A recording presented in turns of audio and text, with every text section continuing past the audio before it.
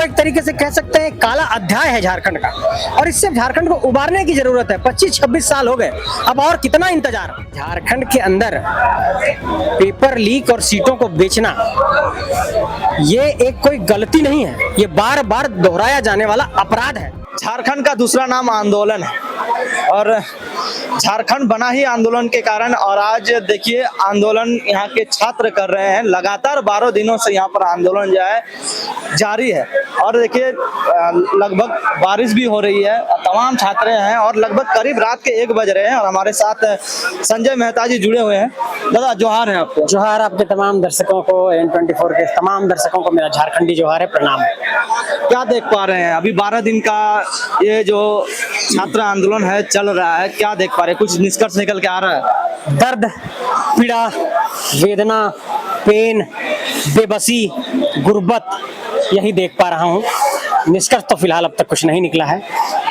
और इतना पत्थर दिल कोई सरकार और सत्ता हो सकती है, ये मुझे उम्मीद नहीं थी झारखंड के अंदर। देखिए, राजनीतिक सत्ता के केंद्र में जब आप बैठते हैं तो जिम्मेदारियों के साथ बैठते हैं, और जब जिम्मेदारियों में आपका अहंकार आ जाए तो समझिए कि आपका पतन होने वाला है।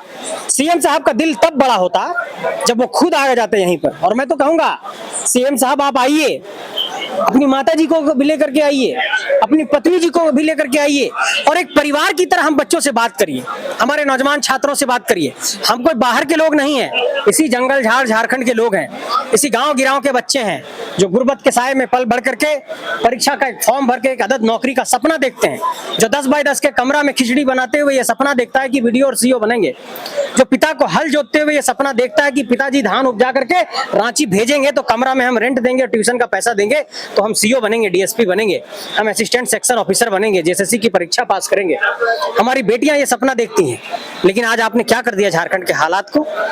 और एक बात बहुत ईमानदारी से कहना चाहता हूं आपके दर्शकों को, आपको तो 7 बरस हुए हैं, तो ये 7 बरस के लिए आपको जिम्मेवार मानेंगे, लेकिन अगले जो पिछले और सालों में जो हुआ है 19-20 सालों में, वो झारखंड के अंदर एक दर्द है, वो एक तरीके से कह सकते हैं काला अध्याय है झारखंड का, और इससे झारखंड को उबारने की जरूरत है। 25-26 साल हो गए, अब और कितना इंतजार। ये इंतजार अब सहा नहीं जाता है। इसलिए आज हम जैसे नौजवान रात के 12 बजे 1 बजे यहीं पर सोना खाना, यहीं पर डेरा डाल देना, ये मुख्यमंत्री जी का घर आवास जो है करीब सामने ही है। वो चाहे तो छात्रों से भेंट कर सकता है, मुलाकात कर सकता है, क्योंकि वो भी एक इंसान है, भगवान नहीं है। तो क्या उनके अंदर ऐसे क्या फीलिंग हो रही है कि छात्रों से भेंट नहीं कर सकते, सिर्फ स्टेज पे चढ़ेंगे? देखिए, इंटेंट होना चाहिए ना, इंटेंशन का मसला है। जब आप ये ठानते हैं कि हम वार्ता करें, देखिए बहुत मैं सुनता हूं कहते हुए कि डायलॉग जो है डेमोक्रेसी को मजबूत करता है, मतलब विमर्श, बातचीत करना, वार्ता करना लोकतंत्र को और मजबूत बनाता है। लेकिन यहाँ डायलॉग नहीं हो पा रहा है, और डायलॉग नहीं होगा तो डिसीजन नहीं होगा, और डिसीजन नहीं होगा तो जो हम लोग डेवलपमेंट चाहते हैं वो नहीं होगा। तो इसलिए सरकार को वार्ता करना चाहिए। मैं सरकार से ही कहूंगा कि आप अपना एक अहंकार त्याग दीजिए, ठीक है, और छोड़ दीजिए किसी एसडीएम एडीएम ये सबको मत भेजिए, आप किसी डीएम को मत भेजिए। ये मसला किसी एडीएम और डीएम और एसडीएम से संभलने वाला है क्या? ये मसला अगर संभलेगा, अगर सुलझेगा तो सीएम लेवल से, चीफ सेक्रेटरी लेवल से। तो आप आइए ना, बात करिए ना, संवाद करिए ना। 11 दिनों में आपको समझ नहीं आ रहा है कि पूरे देश की जनता बात कर रही है इस पे, आपकी किरकिरी हो रही है। आप आएंगे तो आप बड़ा दिल दिखाइए ना थोड़ा, आप नहीं आकर के खुद को छोटा कर रहे हैं। माननीय मुख्यमंत्री कभी किसी से बात करने आते भी नहीं है। अब देखें, कभी झारखंड के किसी गरीब के घर बात करने गया था, असम में जब चुनाव हो रहा था, एक झोपड़ी में माननीय मुख्यमंत्री जी बात करने जा रहे हैं, मतलब झारखंड के गरीब उसको दिखाई नहीं दे रही है। देखिए, मैंने तो देखा मैम चाय बागान में बात कर रही थी असम में, चाय बागान में चाय तोड़ते हुए असम इलेक्शन में आप बात कर रहे थे। देखिए, हम चाय बागान के मजदूरों का दर्द बांटने आए हैं और आसाम में आप इलेक्शन लड़ रहे हैं। ये बारिश हो रही है, पानी टपक रहा है, ये बच्चों का दर्द नहीं दिख रहा है आपको? ये किस तरह का डबल स्टैंडर्ड आपका कैरेक्टर है? इसी पर बहस होनी चाहिए, बातचीत होनी चाहिए। मैं एक बात कहना चाहता हूं आपके तमाम दर्शकों को, झारखंड उबल जाएगा, झारखंड खौल जाएगा अगर बच्चों के दर्द को आप नहीं महसूस करेंगे तो। अगर कोई गैस के चेंबर में आप बहुत ज्यादा गैस डाल देंगे तो ब्लास्ट करेगा ना सर। तो आप संवाद करिए ना, आप बातचीत नहीं कर रहे हैं। डर क्यों रहे हैं? डर है क्योंकि आपने गलती किया है। देखिए, झारखंड के अंदर पेपर लीक और सीटों को बेचना ये एक कोई गलती नहीं है, ये बार बार दोहराया जाने वाला अपराध है, और इस अपराध के लिए जितनी कड़ी सजा हो वो कम होगी। और आज जब कंप्लीट रिफॉर्म की बात हो रही है ना, तो कंप्लीट रिफॉर्म करना पड़ेगा। मुझे एक बात बताइए कि सीएम साहब ने झारखंड के अंदर मैंने देखा कि वो बहुत सारे इवेंट्स कराए, जाकर के उन्होंने टूरिज्म पर दिल्ली में इवेंट कराया, वो फ्रांस गए कि हम आए हैं बार्सिलोना और तमाम फुटबॉल क्लब के पास कि झारखंड के बच्चों में फुटबॉल की क्षमता को पहचानेंगे। फॉरेन ट्रिप किए कि झारखंड के बच्चों की प्रतिभा को संभालेंगे।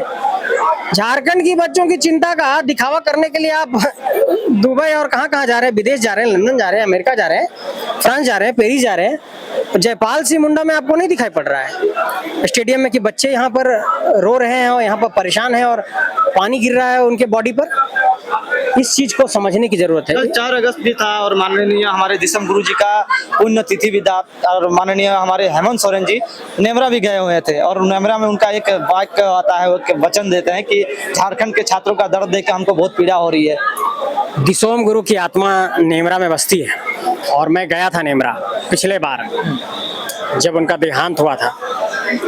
आज दिसोम गुरु की आत्मा रो रही होगी और दिसोम गुरु अगर कहीं होंगे ना तो यही सोचते होंगे और कहते होंगे कि ये झारखंड के लिए तो हम संघर्ष नहीं किए थे। और मुझे ताज्जुब होता है कि आज उनका बेटा राजगद्दी पर है और वो दिसोम गुरु के आदर्श और दर्द को नहीं समझ पा रहे हैं। दिसोम गुरु रहते तो इन बच्चों को इस तरह से रोने नहीं देते। कल सबसे बड़ा दिन था और कल माननीय मुख्यमंत्री जी को ये भेंट करना जरूरी था क्योंकि वो नेमरा बड़ा संदेश दे सकते थे। हाँ। पूरे देश को, पूरे राज्य को वो बड़ा संदेश दे सकते थे, लेकिन उन्होंने नहीं दिया।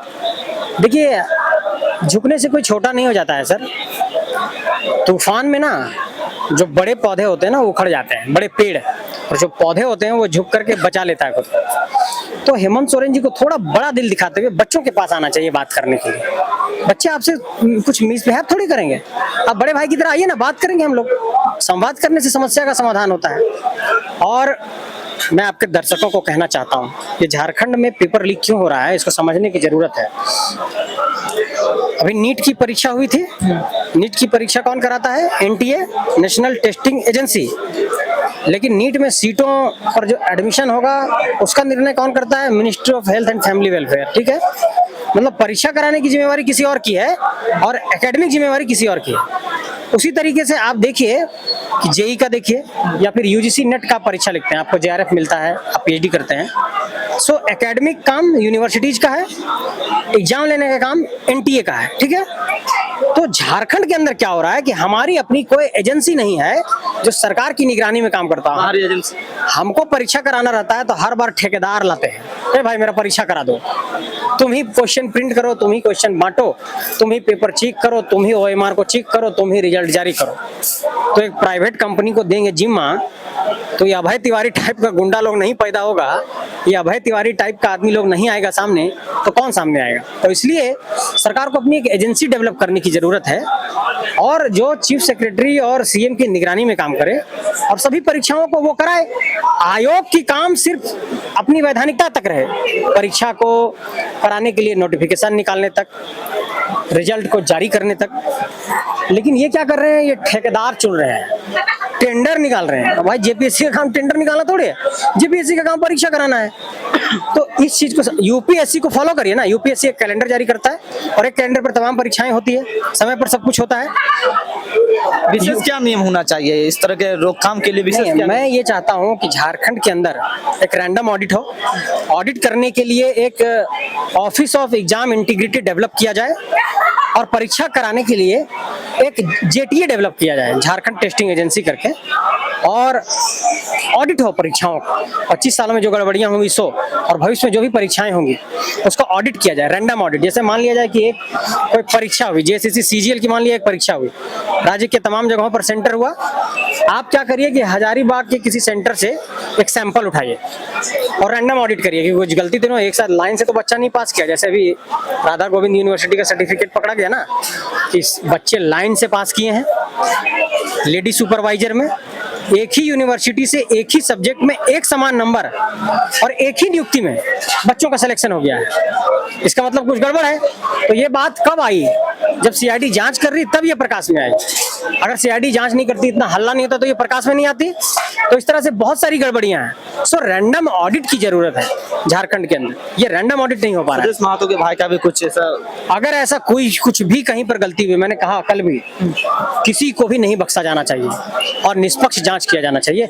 हर नियुक्ति प्रक्रिया का निष्पक्ष जांच करिए, जो दोषी है उसको सलाखों के पीछे भेजिए। देखिए क्या क्या सजा होनी चाहिए, ऐसे लोगों को क्या सजा देनी चाहिए, आए दिन ये से क्राइम करने से रोका जाए? आजीवन कारावास तो कम से कम हो जाना चाहिए। आजीवन कारावास, जब तक वो जिंदा रहे, जेलों में रहे, ऐसे लोगों को सार्वजनिक जीवन में मुख्य धारा में रहने का तो कोई हक नहीं है। जो लोग भी गलत कर रहे हैं, क्या ये कहेंगे? दूसरे का हक खा रहे हैं। तमाम झारखंड के छात्रों को क्या कहना चाहिए? नौजवानों, आपने एक बड़ी लड़ाई खड़ी की है, देश को एक बड़ा संदेश दिया है, आपने देश को दिखाया है कि झारखंड की धरती बहुत डिसिप्लिन तरीके से प्रोटेस्ट करना जानती है, झारखंड की धरती लड़ना जानती है। झारखंड की धरती ने ये दिखाया है कि अनुशासन में रह करके एक बड़ा आंदोलन कैसे खड़ा किया जाता है और कैसे लड़ा जाता है। तो आप सब शिद्दत से डटे रहिए, वहां से हिलिए मत, टिके रहिए, जीत आपकी होगी। इस बार निर्णायक लड़ाई है, हम लोग इस जंग को जरूर जीतेंगे। इस आंदोलन के माध्यम से झारखंड सरकार को क्या कहेंगे आप? झारखंड सरकार को कहेंगे कि अपनी हट धर्मिता छोड़ दीजिए, अपनी जिद को त्याग दीजिए, अपना अहंकार त्याग दीजिए और बच्चों से आकर संवाद करिए और कोई छुटपुट ऑफिसर को मत भेजिए।